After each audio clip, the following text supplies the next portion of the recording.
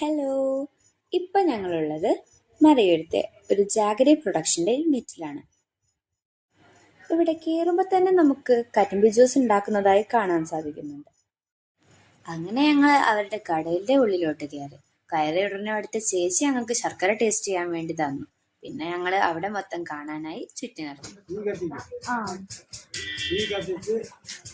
ഈ പായസം പോലെ ഉണ്ടാക്കിയിട്ട് അപ്പുറത്ത് ഇടും.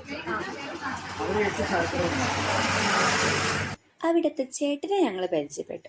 അവര് എങ്ങനെയാണ് ശർക്കര ഉണ്ടാക്കുന്നത് എന്ന് ഞങ്ങൾക്ക് ഡീറ്റെയിൽ ആയിട്ട് പറഞ്ഞു തന്നു.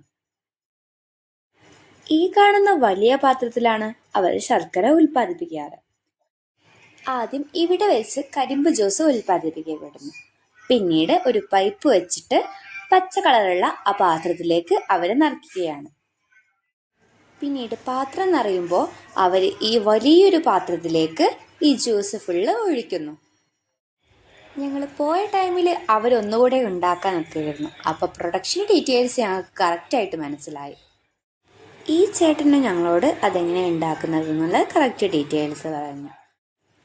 കരിമ്പ് ജ്യൂസ് ഉണ്ടാക്കിയതിൻ്റെ വേസ്റ്റ് സാധനങ്ങൾ ഉപയോഗിച്ചാണ് അവർ ഈ വലിയ പാത്രം കത്തിക്കുന്നത്.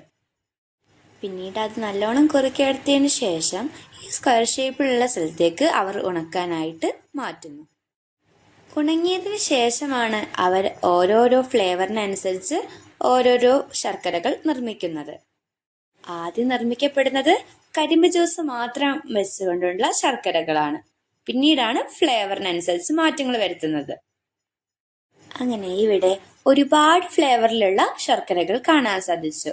ആൻഡ് ഇവിടുത്തെ ചേച്ചി ഞങ്ങൾക്ക് അതെല്ലാം ടേസ്റ്റ് ചെയ്യാൻ വേണ്ടി തരികയും ചെയ്തു. ഇവിടെ ഉണ്ടാകുന്നത് പൊടി ശർക്കരയാണ്. ഞങ്ങൾ വാങ്ങിയത് ജിഞ്ചർ ഫ്ലേവേർഡ് ശർക്കരയാണ്. അങ്ങനെ അത് വാങ്ങി ഞങ്ങൾ തിരിച്ച് വീട്ടിലേക്ക് പോയി. ഇനി അടുത്ത വീഡിയോയിൽ കാണാം. ബൈ.